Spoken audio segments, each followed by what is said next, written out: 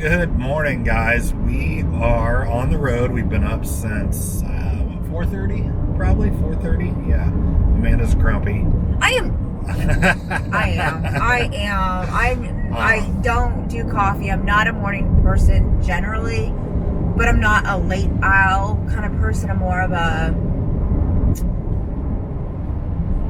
I don't even know how to describe my personality when it comes to that. Yeah, anyways, we've been on the road since about 5:30. We had to go find an ATM to get pesos so that we could pay our toll because we are driving to Chichen Itza to see the seventh wonder of the world. The main pyramid is not called Chichen Itza. The town that the pyramids are in, or temples, I should say, is called Chichen Itza.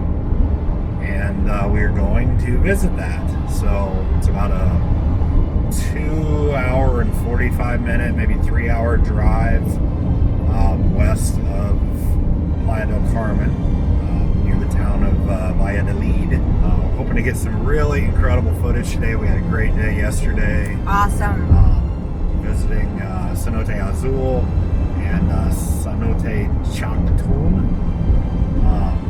We had a guided tour. We got some great footage there, which you'll either see prior to this video or after. I'm not really sure how we're going to put it all together, but we're really excited about our trip and how things have gone thus far. It's been awesome. It really has. So make sure to like and subscribe, guys, because this is the only way that you're really going to find out what we're putting out. Absolutely. So we will see you all in Chichen Itza.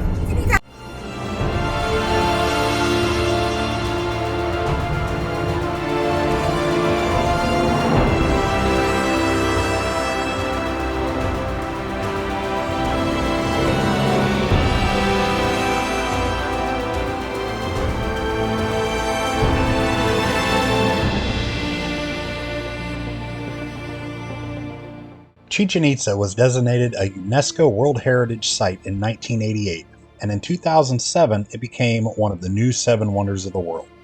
Its history dates back to between 600 and 1200 AD, and it now sees between 2 and 3 million visitors each year. Upon arrival to the site, we hired a guide, Milicia, to show us around, and she was incredible. Her information can be found in the description should you want to hire her for your visit. The cost to get into the site is around $27 per person, and the cost for our guide, for approximately 3.5 hours, was around $50 plus tip. Melly was not only extremely knowledgeable, but also offered and took a ton of incredible pictures of us. We would highly recommend her, and also recommend going early to not only beat the crowds, but the late morning and early afternoon Caribbean heat as well. Its main attraction, Temple of Kukulkan, also known as El Castillo, meaning the castle, is rooted deeply in Mayan history as a sacred monument to the Mayan feathered serpent god Kukulkan. Many of the site's buildings have a direct correlation to the Mayan calendar, especially El Castillo, with its 91 steps per side plus the top platform, signify 1 step per day of the year, totaling 365, and each side's 9 terraces, totaling 18, represent the number of months in the Mayan calendar year.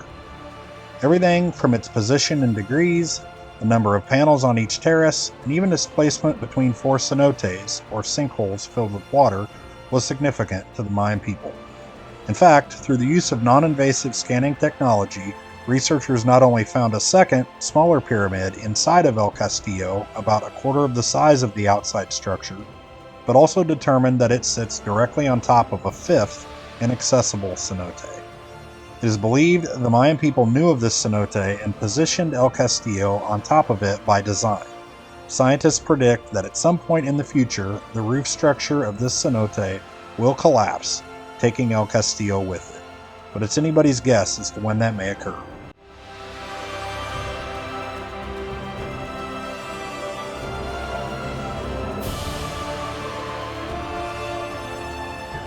One of the most interesting aspects of El Castillo is the sound created when you stand to one side and clap, as Melly demonstrates here.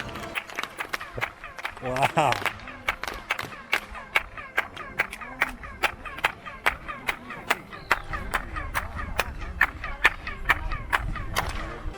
It is said to mimic the sound of the quetzal, a bird originating in Guatemala that represents liberty to the Mayan people.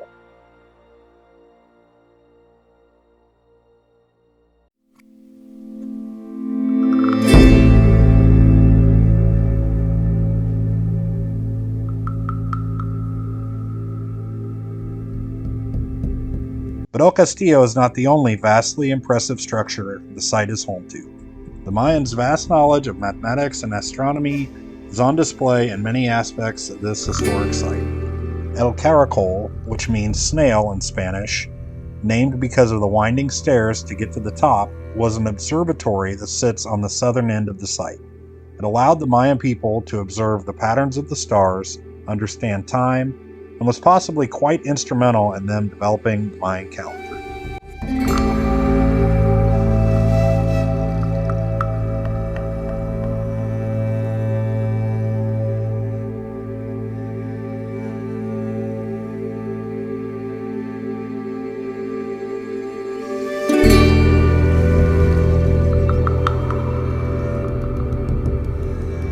The ruins at Chichen Itza also contain an Olympic ball court, where an ancient Mayan game, pulcatuk, or pits, was played. It is the largest known court in Mesoamerica, measuring 551 feet by 230 feet, with walls 26 feet tall. The game's objective was to hit a solid rubber ball through a stone circular hoop near the top of the wall. It doesn't sound that difficult until you're told the game was played without the use of hands or feet.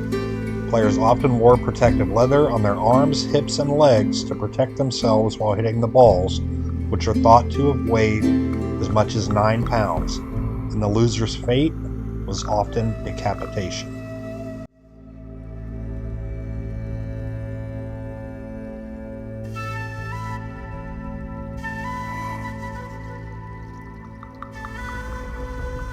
In fact, human and animal sacrifice was quite common at Chichen Itza, and artifacts and bones, even from children, have been found in the sacred cenote and elsewhere throughout the site.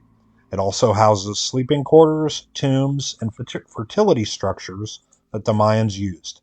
Carvings occupy many of these structures depicting the serpent god, decapitated heads, animals, and more that are truly remarkable considering these were done in the limestone without the use of modern tools. 11 more like this exist in a deep jungle, but the deep jungle 60% is closed for the public because there we have more beautiful structures, more old like this, almost like this period of time, but still we are waiting more archaeologists because they are trying to end the restoration. Still they are making more excavation, they are exploring all the area. But also the surprise, according by all that group, like some archaeologists, they talk about they are discovering some artifacts giving the like date before Christ. That's why they want to know if in case some structure it was really before Christ, because we are talking about after Christ. But Ekbalan, like Yashuna behind Chichen Itza, it was really before Christ. Maybe some structure here, it was really before Christ. That's why we were waiting more information.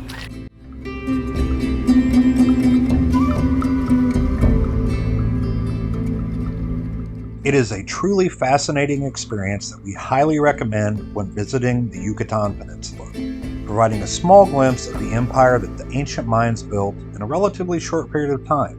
Unfortunately, El Castillo can no longer be climbed due to an unfortunate accident that resulted in a fatality. Climbing has since been prohibited.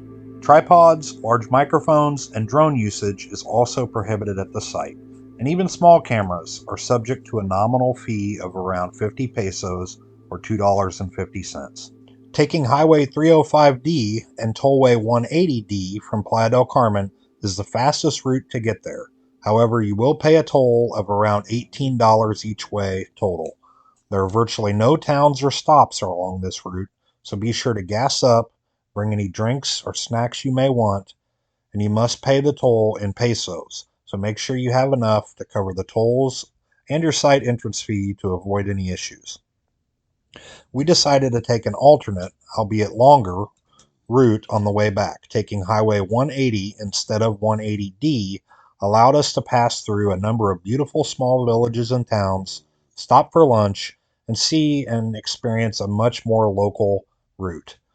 The roads both ways were well paved, but be aware if you take the local highway, entering and exiting every town, there are topes or speed bumps that can be quite large, can easily kill a rental car and ruin your day. Check out a short clip of one of our stops for lunch in one of the towns along the local Highway 180, where we had pak chuk, a traditional Yucatecan grilled pork marinated in sour orange juice. It was incredibly good. Look at all those spices in that. Tortilla chips, Freshness. corn tortillas, cilantro, red onions, picante salsa, red salsa, and frijoles. Mm-hmm. This is the name of the place here, Tia Panchita, I believe. It's right off the road on Highway 180, not 180D. 180D is the toll road. Back to Playa del Carmen, we're taking the smaller 2-lane local road, which they say will take quite a bit longer, but we're not in any big hurry. Wow, guys, so my pork just came. This is pak chuk. Which I'm not 100% clear on it. It's the way they cook it, and she got pak chuk rice, Yes. which is beef. So yeah, we're gonna dig in. Yeah, let's make one. All right, guys. So we were advised, basically, fresh tortilla. What I've been doing is just kind of ripping off chunks of my pork here. That's not pork, that's chicken. This is pork. That's pork? I ordered pork. Oh, I'm sorry, guys. Sorry. Oops. This is pork. So, I'm sorry. Put it on there. You mix in some cilantro and onion with the frijoles.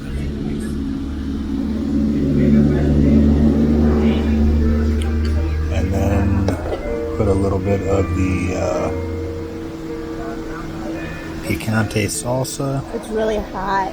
That may be a little much. It's really hot. And I'll put a little of the red salsa. And top it off with some refried frijoles. And eat. I mean, that's it, guys. And it is amazing. All right, guys, that is going to be the end of today's video. Thank you so much for watching. We hope you enjoyed our footage of Chichen Itza. Maybe to encourage you to get to the Yucatan and visit Chichen Itza yourself. Please like and subscribe to our channel. Hit the bell notification if you enjoyed this video. And be sure to follow us. We have another trip coming up in the middle of February. We'll be visiting Cancun and staying at the Now Emerald Resort. We have some excursions planned. We are excited to continue to share our journeys along the way. Adios. We'll see you next time.